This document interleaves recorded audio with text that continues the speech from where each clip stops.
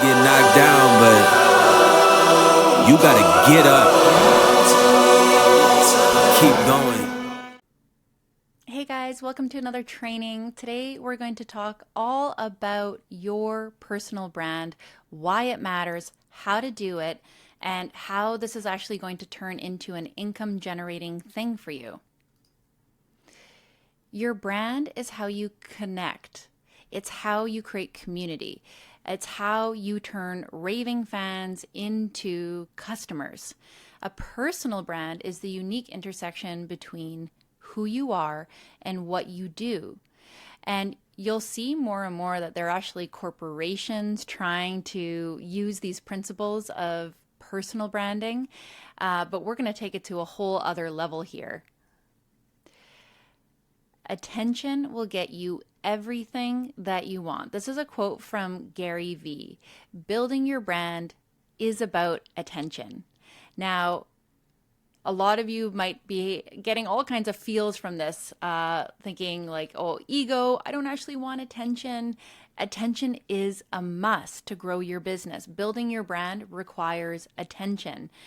Success in your business will require attention. It's not about you needing to be in the limelight or be put up on a pedestal. It's nothing like that. It's just the reality that in order for your brand to build, you need more eyes on it. You need more people in your world. Attention will get you everything that you want in business. You want to sell a course? You need attention. You want to make a product? You need attention. You want to create a nonprofit and raise money? You need attention. You want to run for politics? Attention. Everything is predicated on attention. And this is where your brand is going to really help you out. In this workshop, we're going to talk about the power of social media when used right and how you can build a crystal clear personal brand. In the old days, you had to pay for attention. You had to pay a radio station or a newspaper for an ad. You had to pay for a marketing team to create ads for you on TV. You had to pay for flyers or a billboard, or maybe you had to knock on doors like this man right here with your briefcase. Thank God we're not in that time and space anymore. You know, when I had my yoga studio, I remember the radio station, the local radio station here, trying to hustle me to do some radio ads. And I was like, not a chance. For the price, that's not how the world works anymore. Because with radio ads, for example, you might hear an offer, a business, and think, oh, that's great. I'll take advantage of that. And then you've forgotten it. Right? That it's not how the world works anymore. But also these old ways, guys, really expensive and not as effective as the tools that we have with social media. People complain a lot about social media. They complain about not getting views on their social media content. But what I need you to understand is that this is a free, powerful tool. This is a gift. The revolution of social media is absolutely insane. And I don't think people really appreciate this enough. If they did, they'd be understanding the systems, studying the systems, and applying it like a business owner, not just flipping open the app, scrolling, posting when they feel like it. They'd actually be using the system. Most people are not really appreciating the gift, and they're not using the tool the way that it really works. They're not using it to the best of their ability to build their brand online. They're not thinking about what it used to take, and they're not recognizing the importance of creating content. We're going to get into another training. They're not recognizing the importance of using a strategy online to build their personal brand. Attention will give you everything that you want. It is the only asset that every single one of you must chase. And it's time to get non-emotional about how we feel about social networks and the process of creating content, right? We can tell a sad story about it, but compared to the old days, this is so easy. A lot of people are complaining, but they're not learning the tools of the system. In order to get strong, lose weight, get healthy, you know you need a diet and an exercise plan. If you kind of commit to it or you flip-flop your strategies, one day you're keto, next day you're vegan, or you choose a bad diet or plan, it doesn't work, right? Like simple. Well, the same goes with building your brand online. If you don't learn the system, if you don't clarify your message and keep it tight, if you don't consistently show up on these platforms with a system, it won't work either. It's the equivalent of you being keto one week, vegan the next week, doing Pilates for one day, and then wondering why you don't have results, right? The same with business building online. With my past social media accounts, the past businesses that I've run, I was able to build to a certain level because I did understand the systems, but I didn't quite understand authentic personal branding. So what you'll see here, this is with my old studio. It looks beautiful, professional photographs. It is on brand, right? But I didn't know why I couldn't grow. I could only get to about 5,000 followers, and then that was it. I had perfect photos and perfect quotes. I thought I was doing it right. I thought I was using the system. I didn't always try the latest strategies and tools.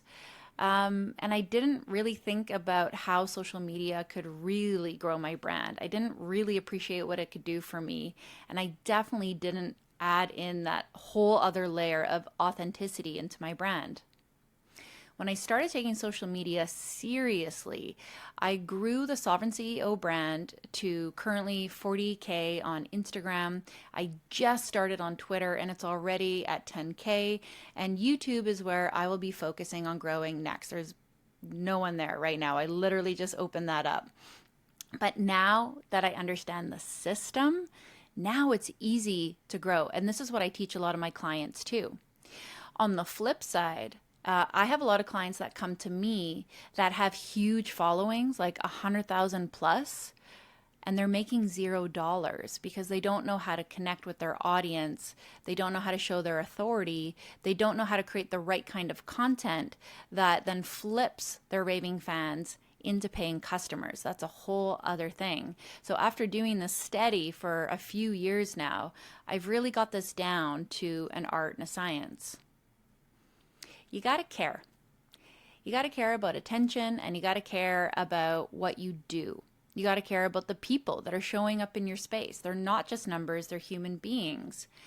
And you have to care that you have a gift right here in your pocket that will help you build an online empire if you use it well. You have to care about your audience and your customers because they'll feel that. They'll feel if you're just coming at them for sales. And you have to care enough to create solid content that entertains, resonates, and helps people do something in a short period of time because their time is valuable. Like, it's all an art and a science that I take very, very seriously. And your personal brand matters in all of this because this is how you'll build relationship with the people that find your brand. We want to create messaging that magnetizes. A strong personal brand allows you to deliver a super clear message so that the people showing up immediately know who you are, what you're all about, and what you can do for them. It'll bring the right people into your space. So a lot of the reason why people aren't then converting is because they're not always at the right place. Guys, it's really easy to grow an account to 100K.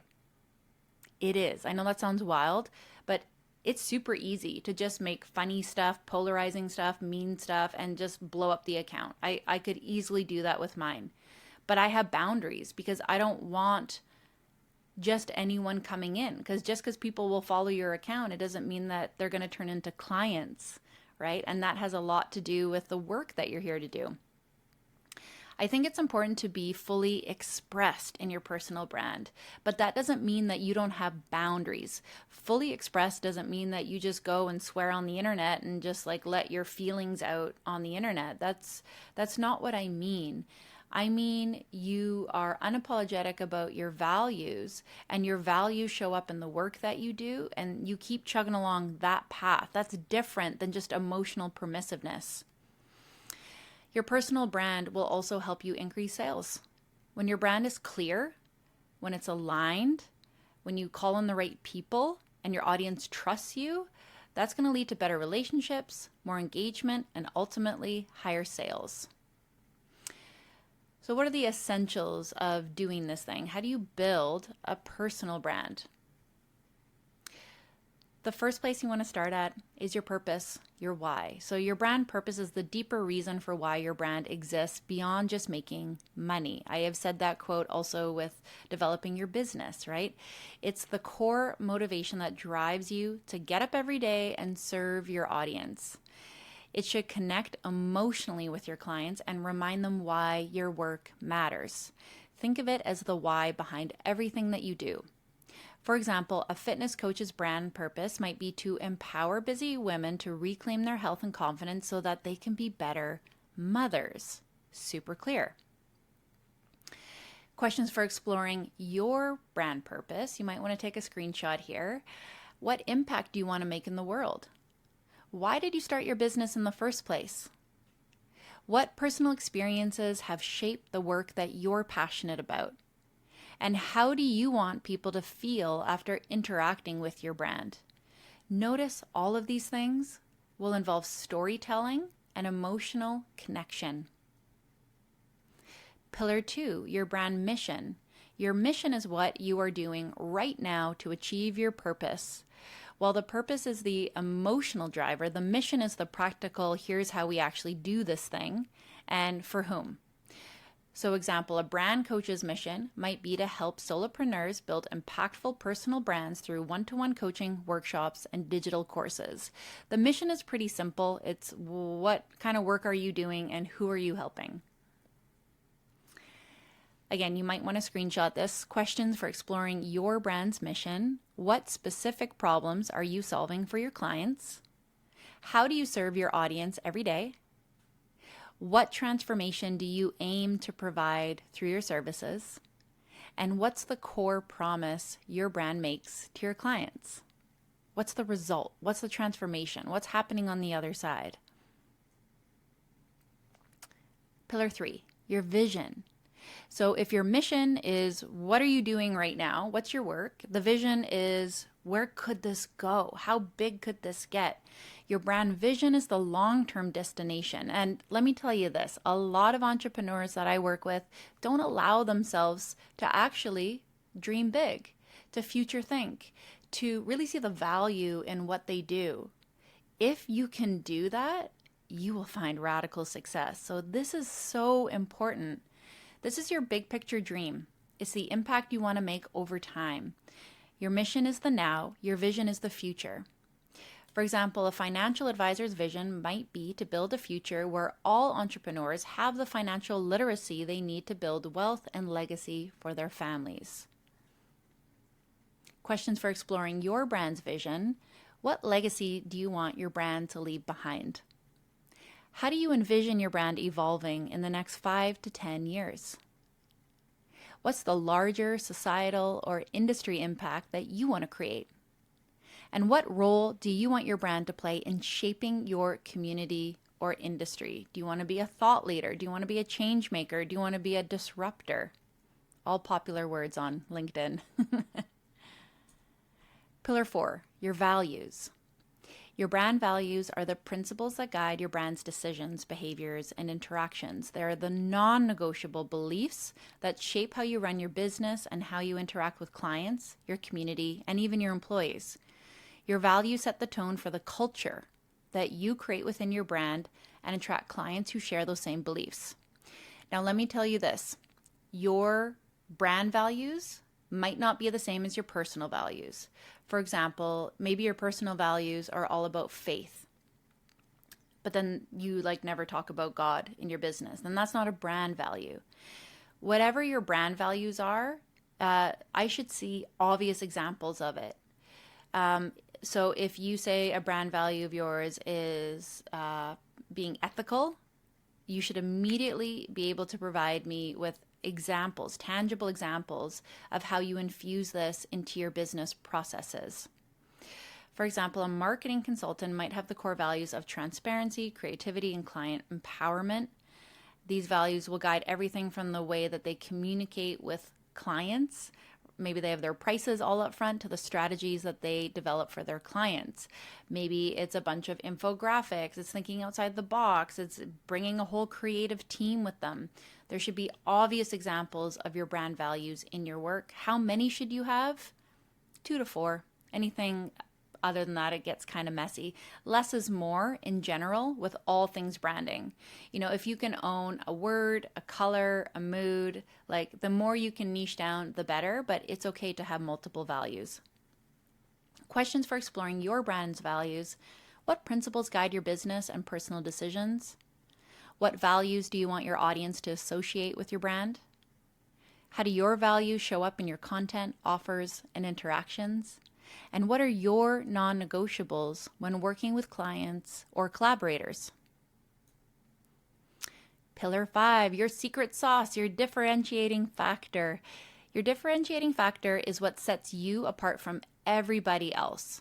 With so many people offering similar services or products, and that's not a problem because you have a unique perspective, a unique experience or process that makes you stand out. Again, this is your secret sauce that makes clients choose you over someone else. Example, a business coach's differentiating factor could be their focus on blending holistic wellness with business strategy, helping clients avoid burnout while building profitable businesses. Questions for exploring your brand's differentiating factor. What makes your approach or perspective unique in your industry? How do your personal experiences or expertise give you a competitive edge? What's your story? What's your transformation? What do you have results in? What are the specific results or transformations that only you provide? And how do you stand out from others offering similar services? Pillar 6, brand personality. Again, guys, pause this video at any time if you want to snap, take notes, do the work as we're going through this. Your brand's personality is the set of human characteristics that your brand exhibits. Think of your brand as a person.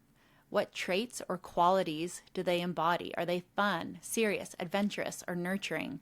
Brand personality helps you connect with your audience on a deeper emotional level. I never used to be funny in my brand. My yoga studio brand, my fitness studio was, it was fun, but it was serious and spiritual and educational. I was never, ever funny. And when I actually just allowed my brand to take on that element of my personality, it blew up. So that's been a huge piece of me growing. Another example is a tech consultant who might have a personality that is approachable, humorous, down to earth, making complex tech issues easy to understand. Questions for exploring your brand's personality. If your brand were a person, what characteristics would it have? How do you want people to feel when they interact with your brand? How does your personality influence the way you show up in your content and communication? And how would your audience describe your brand's vibe or tone? Oh, I doubled that one. Sorry, I'm supposed to do voice. I missed something there. So brand voice. It's similar to personality, but your brand's voice is how your brand will speak to your audience. Sorry, I screwed up that slide. It's the tone, the style, the language. So like my brand is bold. It is bright, light, humorous. And your brand's voice is going to show up in all kinds of places when you're speaking, when you're writing emails, how you address your clients, your social media posts, your conversations. Your brand voice should reflect your personality and values, and it should be consistent across all the platforms. You should address everybody the same. Like I'll say, hey friends, it's pretty much how I address people all the time in all my containers. Another example is a personal development coach may have a brand voice that's empowering and supportive. They're always using positive and motivating language in all content. So they're not going to show up and complain. They're not going to show up one day and drop a bunch of F-bombs. They're going to stay in alignment with their brand voice, even if they're having a bad day. Unless your brand's voice is angry and aggressive, then you can do that too. So think about your brand voice and then think about how you want people to perceive you and what can you do consistently, right? Like let's say you always want to be very sexy and very professional. Can you maintain that all the time, right? Is that really an element of you and your brand? Is it appropriate for your brand? Those are some questions to consider. And your brand design and style, usually when people think about branding, they go straight to this pillar. Notice how this is way down the list. This is just like aesthetics, right? The voice, the message, it's so much more important. Your brand design and style encompass all the visual elements of your brand. So the logos, the colors, the fonts, but also the different kinds of imagery that you use, the overall aesthetic of your website and social media. These visual elements reinforce your brand's message and personality. Let's say that your brand voice was light and bright and positive, and then your colors were like black. See how there's like such a huge disconnect? If your brand voice is light and bright, then your color should probably be like white and yellow. Or if your brand voice is soft and warm and welcoming, your brand design and style might be like earth tones, soft pinks, like warm and welcoming kind of things. For example, a health and wellness brand might choose calming, earthy colors with clean lines and nature-inspired visuals to reflect its commitment to holistic wellness. So visuals, colors, they also create feeling, they create emotion. So you want to make sure that that aligns with your tone and personality as well. How to explore your own brand style. What colors, fonts, and design elements best represent your brand? How do you want your visuals to make people feel when they encounter your brand? A good thing that we do with clients sometimes, a fun little activity, is have them build a Pinterest board of all the things that they think represents their brand, and we can look for inconsistencies. What visual style or imagery reflects your brand's personality and values? And are there any signature visual elements that make your brand easily recognizable?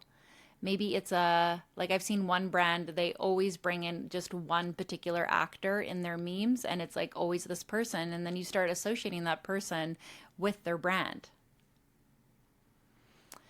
And then pillar 9, brand focus and clarity.